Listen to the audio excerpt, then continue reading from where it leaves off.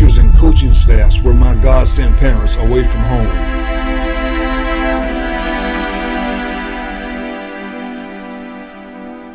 Students are academic and athletic specimens. When I started off at Capital in 1966, I was a lot like many other teacher coaches. Instead of looking for good students, I wound up spending a lot of time looking for good athletes. And at first sight, it was obvious that you were going to be the latter.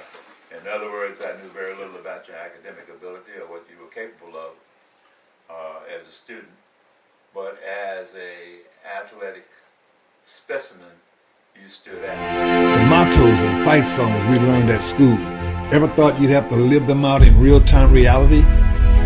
Our parents' goal, to instill in us a non-defeatist attitude against life's trials and tribulations.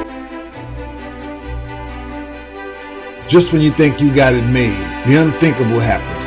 An accident, a tragedy.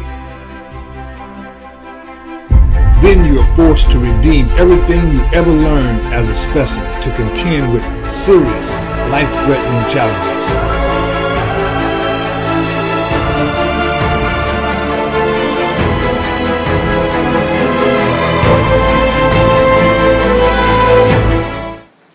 As I entered the building,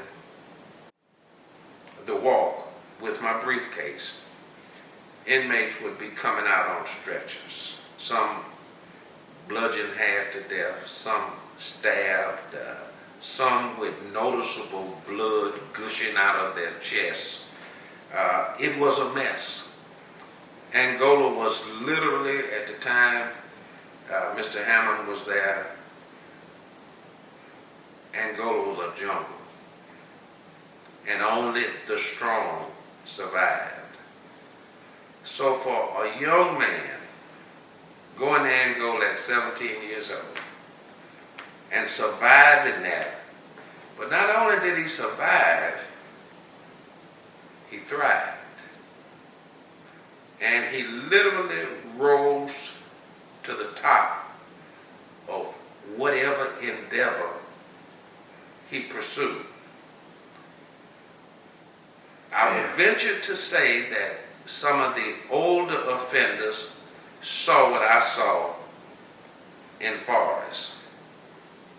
And that is somebody who had the misfortune, probably, as I said before, I don't know all the details to the case, but probably somebody who had the misfortune to be in the wrong place at the wrong time and had no business there in the first place.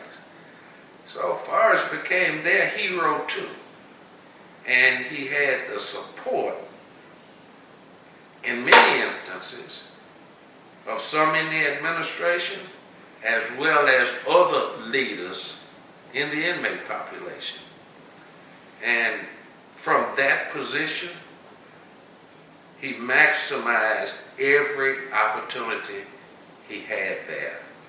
And he developed the kind of relationship with those he associated with. He didn't laugh when it wasn't funny. He didn't scratch where he didn't itch. And he certainly didn't shuffle his feet when he had nowhere to go. He stood like a man among men. And when you have given all, and the powers that be chose to be unfair, that's when the divine referee blows his whistle and steps in and disannuls an act or a play to show that the sovereign higher power rules in the kingdom of men.